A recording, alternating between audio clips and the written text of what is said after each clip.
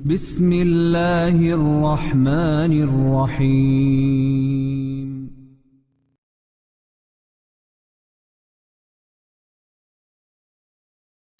Wafidin muliakan Allah subhanahu wa ta'ala. Bahkan bukan hanya itu saja, disebutkan dalam sebuah riwayat yang dikeluarkan Imam Ahmad dalam musnadnya dan Imam Ibnu Majah dari Abdullah bin Mas'ud radhiyallahu anhu, dia mengatakan, awal man adharal Islam sab'atun, bahwa orang-orang yang pertama-tama menampakkan Islam di mata manusia 7 orang. Ini pertama kali. Pertama Islam muncul, yang menampakkan keislaman itu 7 orang. Kemudian Abdullah bin Mas'ud mengatakan pertama Rasul sendiri. Kemudian kata dia yang kedua Abu Bakar. Kemudian Ammar ibn Yasir. Kemudian ibunya siapa? Sumayyah. Kemudian selain ibunya bapaknya Yasir kan itu. Kemudian Suhaib, kemudian Bilal dan Mikdad.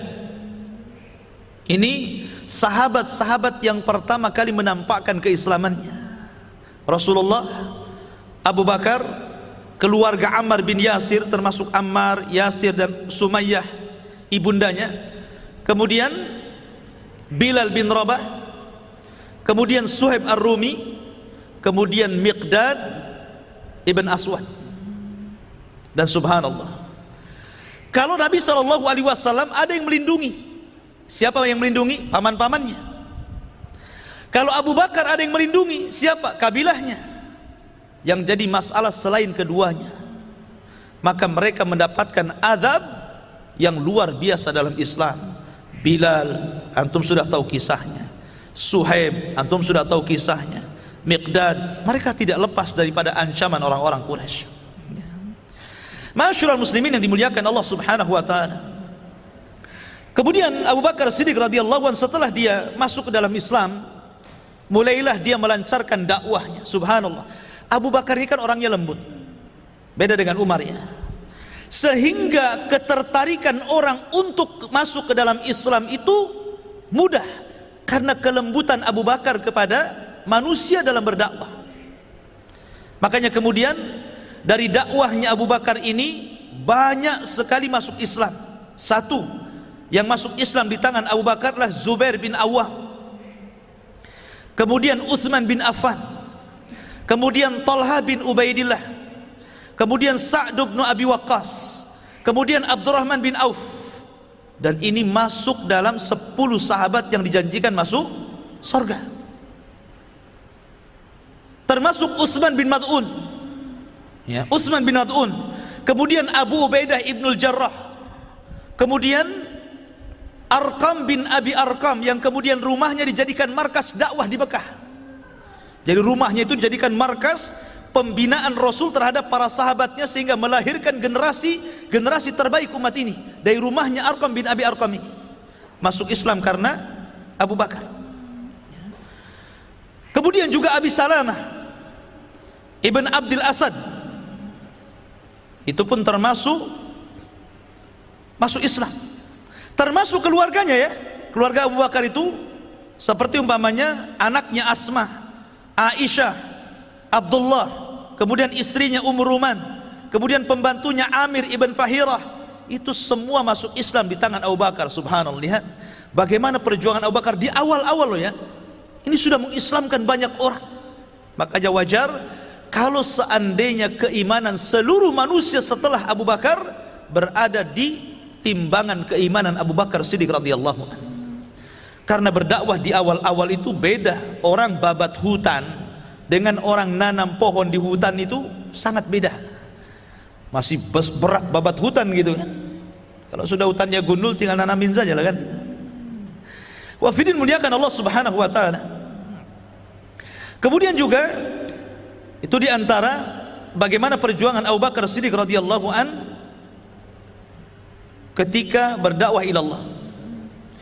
Kemudian diantara bentuk kebaikan Abu Bakar adalah berusaha menolong kaum muslimin.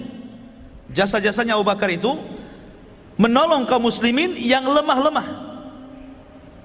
Seperti diantaranya dia memerdekakan siapa? Bilal bin Rabah Ketika itu Bilal disiksa oleh siapa? Oleh Umayyah bin Khalaf. Disiksa tuh, habis-habisan, hampir mati. Ya kan? Datang Abu Bakar membeli Bilal dengan harga yang tinggi melebihi harga budak-budak yang lainnya. Ya. Kemudian juga diantaranya dia memerdekakan namanya seorang budak namanya Amir ibn Fahirah. Kemudian Ummu Ubais atau Ummu Umais. Kemudian Zunairah. Zunairah ini seorang budak yang dimerdekakan Abu Bakar. Dulunya dia buta, ya. Kemudian orang-orang Quraisy mengira bahwa apa namanya Zunairah ini buta karena tidak lagi menyembah Lata dan Uzza, atau dikarenakan Lata dan Uzza dia buta. Maka wanita ini kemudian mengatakan, Zunairah ini kadzabu, mereka dusta. Orang-orang Quraisy kafir yang mengatakan aku buta gara-gara Lata dan Uzza itu dusta, katanya Zunairah ini. Kemudian dia mengatakan, aku tidak dibutakan oleh Lata dan Uzza karena aku tahu bahwa keduanya tidak bermanfaat untuk kehidupanku. Setelah dia keluar dari agama musyrikun dan masuk ke agama Rasulullah, maka kemudian Allah pun sembuhkan kedua matanya untuk membantah orang-orang Quraisy yang mengatakan kebutaan Zunairah ini karena Lata dan Uzza. Akhirnya Allah sembuhkan matanya. Ya. Wafidin muliakan Allah subhanahu wa ta'ala. Ini diantara bentuk kebaikan Abu Bakar menolong kaum muslimin yang lemah-lemah. Kemudian ketika Nabi SAW mulai berdakwah di kota Mekah, kemudian juga perlawanan sengit luar biasa dengan orang-orang musyrik, akhirnya kemudian Nabi SAW diizinkan Allah untuk melakukan hijrah. Abu Bakar Siddiq radhiyallahu anhu satu-satunya sahabat yang dipilih Rasul untuk menjadi sahibnya, temannya. Karena memang Abu Bakar itu teman Rasul sebelum Islam, teman Rasul dalam berdagang, teman Rasul ketika masuk Islam, teman Rasul ketika hijrah, teman Rasul ketika jihad, teman Rasul ketika wafat. Keduanya dikubur samping-sampingan, dan dia pun akan menjadi teman Rasul fi firdausil a'la. Itulah Abu Bakar Siddiq radhiyallahu anhu. Jadi ketika keduanya kemudian hijrah menuju Madinah, peran keluarga Abu Bakar itu tidak bisa dilupakan dalam perang hijrah. Kenapa? Karena seluruh keluarganya berperan menyelamatkan Nabi SAW. Anaknya Asma berperan sebagai apa? Pembawa makanan. Ya, perempuan loh ya. Dia sudah dikasih tahu oleh bapaknya, nanti saya akan berhenti di titik-titik ini. Maka kamu kirimkan makanan ke titik-titik ini. Hari ini jam sekian, jam sekian. Perempuan Asma binti Abi Bakar. Kemudian peran Abdurrahman, dia menjadi jasus mata-mata Rasul sallallahu alaihi wasallam dan bapaknya. Jadi dia yang menginformasikan gejolak-gejolak yang terjadi di orang-orang Quraisy. Jadi kalau ada apa-apa dia langsung memberitahu. Dulu nggak ada WA, ikhwan. Oh, dulu WA senang kan? Ada masalah ini. Pakai Facebook, dijapri gitu kan? Dulu nggak bisa. Ya kalau ngasih informasi dicari kan begitu. Berjalan berhari-hari. Kemudian setelah berikan informasi balik lagi ke Mekah. Dan dia harus menyelamatkan diri, kalau bisa-bisa dia dibunuh orang. Ya. Kemudian juga budaknya Abu Bakar, Fahirah tadi, dia sebagai penggembala kambing. Jadi ikut kemana-mana bawa kambing, pura-pura apa? Pura-pura menggembala kambing. Jadi kalau ada gelagat nggak baik, dia akan berikan isyarat. Tuh, lihat, di sini strategisnya Nabi SAW dengan Abu Bakar kan. Sebenarnya ikhwan, peristiwa hijrah itu bisa saja Rasul SAW diperjalankan seperti peristiwa Isra kan? Bisa kan? Kenapa Nabi SAW tidak seperti Isra saja naik buruk dari Mekah ke Madinah kan selesai? Kenapa mesti harus ada taktik-taktik perjalanan gitu kan? Harus ini yang berperan, itu yang berperan, ini yang berperan. Kenapa mesti seperti itu? Nabi diajarkan Allah Subhanahu wa ta'ala untuk tawakal, untuk mengajarkan sebenar-benarnya tawakal itu seperti apa. Ya, karena tawakal itu ada doa, ada usaha, ada penggantungan niat kepada Allah gitu kan. Jadi ada usaha di situ. Diajarkan bagaimana Nabi SAW tawakal yang betul-betul tawakal kepada Allah Subhanahu wa taala. Bisa saja Rasul dihijrahkan seperti Isra kan gitu. Kenapa mesti rumit-rumit harus berhari-hari dan menjadikan jalan yang biasa ditempuh berbeda dengan jalan yang lain? Jadi banyak pelajaran di sini dalam proses hijrah gitu kan. Dan subhanallah, hampir-hampir Nabi SAW dengan Abu Bakar itu ketahuan kalau bukan karena Allah Subhanahu wa taala melindungi keduanya, akhirnya Allah selamatkan Abu Bakar dan Rasul sampai ke kota Madinah. Adapun Abu Bakar Siddiq radhiyallahu anhu sesampainya di kota Madinah, maka dia diangkat oleh Nabi SAW sebagai wazirnya, sebagai menterinya, penasehatnya. Dari sinilah Abu Bakar tidak pernah lepas bersama Rasul berjihad. Tidak ada satupun peperangan yang dilakukan Rasul kecuali Abu Bakar terlibat di situ. Dia tidak pernah luput daripada jihad. Menunjukkan apa? Keberanian Abu Bakar, kehebatan dan kekuatan Abu Bakar. Dia terlibat dalam perang Badar. Kemudian dia juga terlibat dalam perang Uhud tahun ketiga Hijriah. Kemudian juga dia terlibat dalam perang Bani Nadir pada tahun 4 Hijriah. Kemudian juga terlibat dalam perang Bani Mustalik pada tahun 5 Hijriah. Kemudian juga dia terlibat dalam perang Bani Quraidah. Ketika Bani Quraidah, orang-orang Yahudi berkhianat, Rasul marah. Rasul mengatakan, idhabu, pergi kalian ila Bani Quraidah, serang Bani Quraidah, dan jangan sholat asar di jalan. Abu Bakar ikut terlibat di sini, ya. Dan perang Bani Quraidah juga pada tahun 5 Hijriah. Kemudian juga Abu Bakar terlibat dalam perang Khaybar pada tahun 7 Hijriah. Pada tahun 7 Hijriah, Abu Bakar Siddiq radhiyallahu an kemudian perang bersama Nabi dalam perang Khaybar. Kemudian juga pada waktu yang sama terjadi peperangan juga. Abu Bakar juga ikut serta bersama Nabi SAW. Kemudian di tahun ke-7 Hijriah, kaum muslimin berangkat bersama Rasul untuk umroh qadha bersama Abu Bakar juga di situ. Dan pada tahun ke-8 Hijriah terjadi perang Dhatus Salasil. Abu Bakar juga terlibat dalam perang ini. Kemudian dalam perang Tabuk, Abu Bakar juga terlibat dalam ini. Banyak peperangan, intinya Abu Bakar Siddiq radhiyallahu anhu terlibat dengan Nabi SAW. Sampai akhirnya ketika Nabi SAW mendekati ajalnya, wafatnya, Nabi sakit.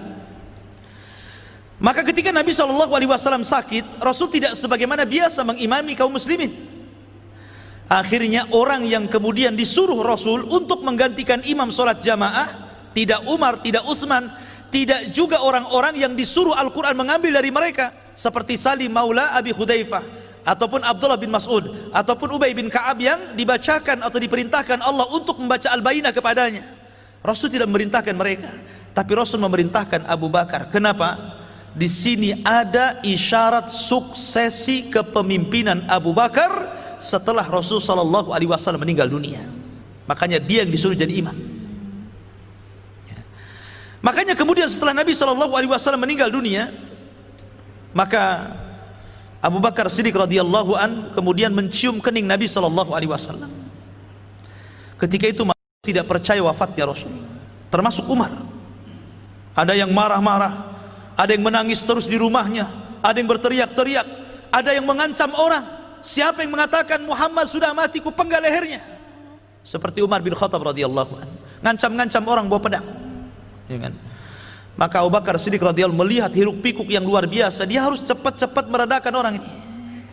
Akhirnya Abu Bakar naik ke atas mimbar dan meminta Umar diam, tapi Umar tak mau diam. Naik dia ke atas mimbar. Kemudian dia berceramah di atas mimbar, menyadarkan seluruh para sahabat yang sedang berada dalam kesedihan. Kata Abu Bakar Siddiq radhiyallahu an, ayyuhan nas, wahai manusia, man kana minkum ya'budu Muhammadan, siapa di antara kalian masih menyembah Muhammad, fa innahu qad mat, dia sudah meninggal dunia. Wa man kana minkum ya'budullaha, tapi siapa di antara kalian yang menyembah Allah, fa innallaha hayyun la yamut. Allah tidak mati dan akan tetap hidup. Sadar semuanya.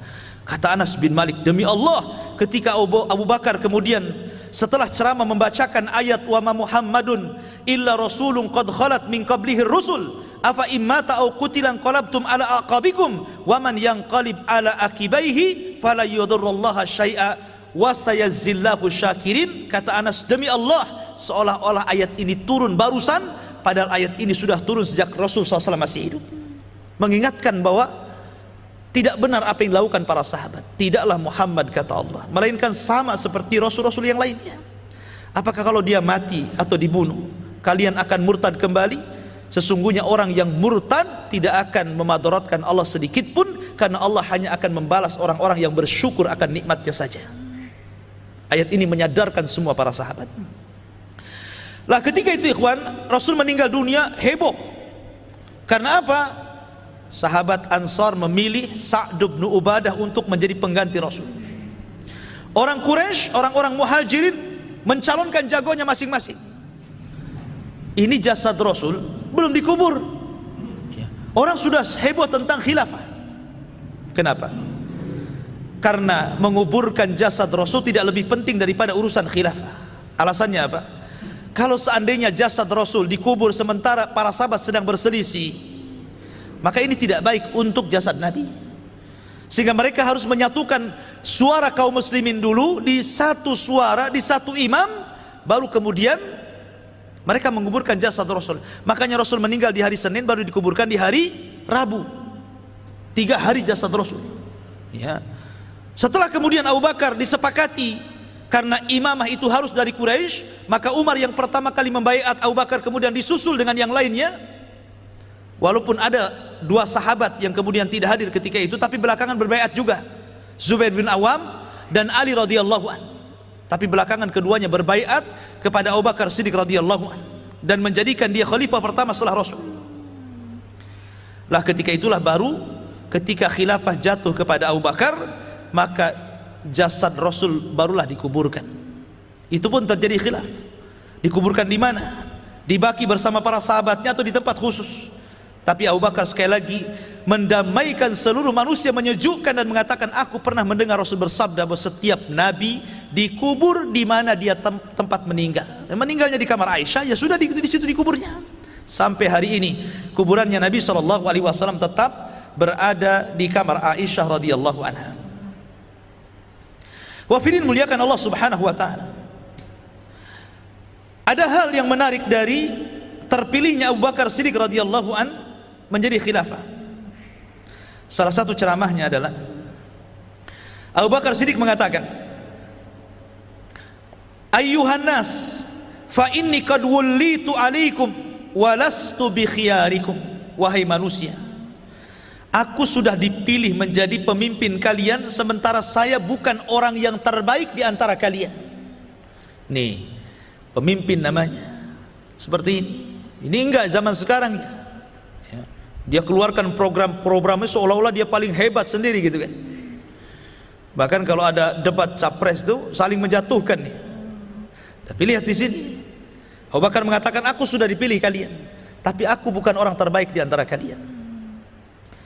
Fa in ahsantu fa'inuni, kalau aku berbuat baik ataupun aku memutuskan sebuah kebaikan untuk rakyatku, tolong aku supaya lebih baik lagi. Ya. Bantu aku, kritikin aku, kasih masukan kepadaku biar aku lebih baik lagi. Wa in asatu faqawwimuni, tapi kalau aku melakukan kesalahan, keputusan yang salah, tolong luruskan. Ini pemimpinnya siap diluruskan dan siap diberikan masukan. As-sidqu amanatun wal kadhibu khiyanatun, jujur itu amanah, dusta itu khianat. Waddaifu fikum qawiyyun indi hatta arji alaihi haqqahu insyaallah. Dan orang lemah di antara kalian adalah orang yang kuat di sisiku sampai aku kembalikan haknya. Kemudian wal qawiyyu fikum dhaifun indi, dan orang kuat di antara kalian lemah di sisiku hatta akhud al haqqa minhu insyaallah, sampai aku ambil hak zakatnya dari dia. Jangan main-main ya. Orang lemah di antara kalian kuanggap orang kuat, aku akan berikan haknya. Orang kuat di antara kalian kuanggap orang lemah, ku ambil harta kalian sebagai zakat dan sedekah kalian. Ini Abu Bakar nih. Harusnya seperti itu. Ini enggaknya penguasa itu ambil orang-orang yang mendukung dia dari orang-orang kaya, orang kuat, untuk menghantam orang lemah, kan begitu. Bukan begitu gitu ya. Inilah kepemimpinan Abu Bakar. Kemudian Abu Bakar Siddiq radhiyallahu anhu mengatakan, la yada'u qaumun al-jihada fi sabilillah illa khadalahumullah bidhulli. Tidaklah sebuah kaum meninggalkan jihad di jalan Allah kecuali Allah hinakan dia. Wala tasi'al fahishatu fi qaumin illa ammahumullahu bil bala. Dan tidaklah sebuah fahisyah, kemungkaran menyebar di sebuah daerah kecuali mereka halalkan azab Allah menimpa mereka. Atiuni ma ata'tullaha wa rasulah. Tolong taati aku selama aku taat kepada Allah dan Rasulnya. Fa in asaitullaha wa rasulah fala ta'ata li alaikum. Kalau aku bermaksiat kepada Allah dan Rasulnya, tidak ada untukku ketaatan untuk kalian. Faqumu li salatikum yarhamukumullah, yarhamukumullah. Maka berdirilah, kita akan sholat sama-sama, kata Abu Bakar. Dari sini ikhwah, bagaimana kalau kita resapi kata-kata nasihat Abu Bakar luar biasa, dan ini bekal bagi para pemimpin. Taib. Apa sepak terjang Abu Bakar setelah meninggalnya Rasul dan diangkatnya menjadi khalifah? Abu Bakar ini diuji oleh Allah Subhanahu wa taala melebihi khalifah yang lainnya. Karena baru saja Nabi meninggal, kemudian Abu Bakar diangkat jadi khalifah, terjadi pemurtatan besar-besaran. Ya. Ada orang yang tidak mau bayar zakat, ada orang yang ikut nabi palsu, ada orang yang murtad dari agamanya. Masya Allah, diuji Abu Bakar Siddiq radhiyallahu anhu. Sementara Abu Bakar itu harus punya pasukan, yang pasukan ini disiapkan untuk menumpas mereka. Sementara pasukan itu sudah disiapkan Rasul di masa Rasul sebelum wafat, di mana Nabi SAW pernah memilih seorang panglima perang yang masih muda namanya Usamah bin Zaid untuk menyerbu Syam, tapi belum diberangkatkan, Rasul meninggal. Ketika Abu Bakar jadi khalifah, tentu Abu Bakar perlu pasukan untuk memerangi orang-orang ini kan. Tapi pasukan ini sudah disiapkan Rasul untuk ke Syam. Akhirnya Abu Bakar tidak mau mengambil satupun pasukan ini. Kata Abu Bakar, saya tidak akan mengambil satupun pasukan yang sudah disiapkan Rasul kecuali aku suruh berangkat mereka. Akhirnya Abu Bakar memerangi sendiri, karena pasukan hebat-hebatnya berangkat ke Syam dipimpin Usamah bin Zaid, sementara dia menggunakan pasukan yang tersisa, yang tidak termasuk dalam pasukan Usamah bin Zaid, digunakan untuk memerangi orang-orang yang kuat ini. Makanya ini ujian bagi Abu Bakar Siddiq radhiyallahu anhu. Di antaranya adalah Abu Bakar Siddiq radhiyallahu anhu melakukan hurubur riddah, memerangi orang murtad. Memerangi orang murtad, dan orang murtad di zaman itu terbagi menjadi tiga kelompok di zaman Abu Bakar ya. Pertama, simfun adu ila ibadatil authan. Ada sekelompok orang yang tadinya masuk Islam balik lagi menyembah berhala. Ini di zaman Abu Bakar nih. Dulunya Islam, bersyahadat, tapi setelah Rasul meninggal balik lagi menyembah berhala. Bukan. Yang kedua, simfun tabi'u alladina idda'un nubuwatah. Ada satu kelompok yang tadinya masuk Islam keluar, kemudian mengikuti nabi palsu, seperti Musailamah al-Kadzab, kemudian Al-Aswad al-Ansi dan yang lainnya. Kemudian satu kelompok yang ketiga, simfun ya, istamarru alal Islam walakinnahum jahaduz zakata wa ta'awwalu bi annaha khasatan bi zamanin Nabi sallallahu alaihi wasallam. Satu kelompok tetap dalam Islam, tapi mereka mengingkari syariat zakat. Mereka mentakwil bahwa zakat itu khusus di zaman Rasul. Kalau sudah tidak lagi Rasul, tidak ada zakat lagi. Maka kemudian Abu Bakar memerangi tiga kelompok ini. Kelompok yang murtad kembali kepada patung-patung mereka, kelompok yang murtad kembali mengikuti nabi-nabi palsu mereka, dan kelompok yang murtad adalah orang yang mengingkari kewajiban zakat. Ini berat Abu Bakar nih ya kan? Dari itulah kemudian Abu Bakar Siddiq radhiyallahu satu persatu memerangi mereka. Pertama, Nabi SAW mengutus tentara untuk memerangi orang-orang murtad. Di antaranya Abu Bakar Siddiq radhiyallahu mengutus Khalid bin Walid, yang dikepalai Khalid bin Walid, ya, kepada Yamamah, memerangi siapa? Musailamah al-Kadzdzab. Jadi Abu Bakar memilih Khalid untuk menjadi panglima perang untuk menumpas pasukan Musailamah al-Kadzdzab di Yamamah, di Yaman. Akhirnya Musailamah al-Kadzdzab meninggal dalam peperangan di Yamamah di tangan siapa? Wahsy, budaknya Hindun. Karena Wahsy ini pernah membunuh orang yang paling dicintai Rasul, Hamzah. Akhirnya dia ingin membalas dengan balasan yang baik dengan membunuh orang yang dibenci Nabi, Musailamah al-Kadzdzab. Wahsy ini ya, satu sisi dia pernah membunuh orang yang dicintai Rasul, di sisi lain dia pernah membunuh orang yang paling dibenci Rasul. Jadi kosong-kosong ya. Wahsy, dan itu dalam pasukan siapa? Pasukan Khalid memerangi Yamamah yang diutus oleh Abu Bakar Siddiq radhiyallahu anhu. Kemudian juga Abu Bakar Siddiq radhiyallahu anhu mengutus pasukan lain untuk memerangi nabi-nabi palsu seperti Al-Aswad Al-Ansi yang mengaku nabi juga. Al-Aswad Al-Ansi mengaku nabi, maka Nabi SAW mengutus Abu Bakar Siddiq radhiyallahu anhu mengutus manusia ke Son'ah. Ketika itu berhasil ditaklukkan dan dibunuh Al-Aswad Al-Ansi oleh pasukan Abu Bakar Siddiq radhiyallahu anhu. Kemudian juga Abu Bakar Siddiq mengutus juga pasukan ke nabi palsu lain. Jadi ada Al-Aswad Al-Ansi, ada Musailamah al-Kadzdzab, ada Tulaihah al-Asadi, itu nabi palsu juga, Ibn Khuwailid ya. Jadi banyak nabi palsu di zaman Abu Bakar ya, dan mereka masing-masing punya kabilah, punya pasukan masalahnya kan. Jadi Abu Bakar itu mengutus beberapa utusan, kau perangi sana, yang satu nabi palsu yang di sana, kau perangi yang di sana, kau perangi yang di sana. Akhirnya ditumpas satu-satu. Masya Allah, Abu Bakar dalam waktu yang singkat bisa memberantas nabi palsu. Abu Bakar itu kan gak lama menjadi khalifah, 2 tahunan ya. Dalam waktu yang sesingkat-singkatnya itu dia gak pernah merasa aman, perang aja itu. Jadi gak pernah tenang Abu Bakar itu, dari mulai jadi khalifah sampai meninggal perang terus.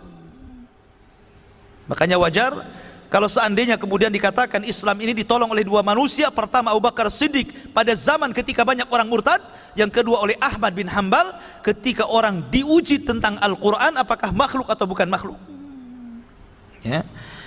Ini bagaimana perjuangan Abu Bakar Siddiq radhiyallahu an, luar biasa. Bahkan di sana juga Abu Bakar mengutus utusan untuk memerangi nabi palsu, nabi perempuan. Ada juga nabi perempuan di zaman itu, namanya Sajah. Dia menikah dengan Musailamah, nabi palsu perempuan menikah dengan nabi palsu laki-laki, Sajah ini. Kedua-duanya diperangi, habis ditumpas oleh Abu Bakar Siddiq radhiyallahu an ya. Baru setelah itu Abu Bakar Siddiq radhiyallahu menumpas para penentang zakat. Kata Abu Bakar, ketika itu Umar menyela-nyela, wahai Abu Bakar, kenapa kau perangi orang yang mengucapkan syahadatain ya? Kenapa kau perangi mereka? Kata Abu Bakar, demi Allah, aku tidak akan membedakan orang yang meninggalkan sholat dan meninggalkan zakat.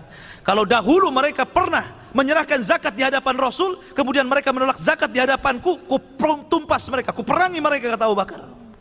Sehingga dari situ mereka ditumpas semuanya. Akhirnya betul-betul murni kembali Islam seperti di zaman Rasul. Yang murtad-murtad sudah diperangi semuanya, yang menentang zakat diperangi semuanya. Akhirnya ketika Islam mulai kembali murni ke zaman Rasul, Abu Bakar Siddiq radhiyallahu an dipanggil oleh Allah Subhanahu wa taala dan meninggal dunia. Wafirin muliakan Allah Subhanahu wa taala. Kemudian di antara kekuasaan Abu Bakar Siddiq radhiyallahu an, Abu Bakar Siddiq radhiyallahu an di zamannya Fathul Irak pernah membebaskan kota Irak. Jadi Abu Bakar Siddiq radhiyallahu an mengutus dengan pimpinan Khalid bin Walid ke Yamamah ya. Kemudian setelah menumpas Musailamah al-Kadzdzab di Yamamah di Yaman, maka Abu Bakar meminta kepada Khalid untuk mengarahkan pasukan ke Irak. Jadi pertama memerangi Musailamah al-Kadzdzab, habis itu pasukan mengarah ke mana? ke Syam, ke Irak, dan ditaklukkan Irak di tangan Khalid ibn Walid. Ya. Dari sini menunjukkan bahwa Abu Bakar Siddiq radhiyallahu an juga menaklukkan negeri-negeri gitu maksudnya ya. Termasuk Irak, itu juga di tangan Abu Bakar Siddiq radhiyallahu an. Termasuk juga banyak tempat Yaman ditaklukkan di masa Abu Bakar kan. Termasuk Oman, termasuk daerah-daerah yang mendekati Mesir, itu semua ditaklukkan di masa Abu Bakar. Jadi peluasannya itu mulai dari zaman Umar bin Khattab yang akhirnya meluaskan pembebasan kota-kota kafir itu sampai seluas-luasnya di zaman Umar itu. Ya wajar, Umar itu agak lama masalahnya kan gitu. Kalau Abu Bakar kan sebentar. Kalau seandainya Abu Bakar dikasih kekhilafahan juga lebih lama, 10 tahun sampai 15 tahun, mungkin juga akan meluas kemana-mana gitu kan.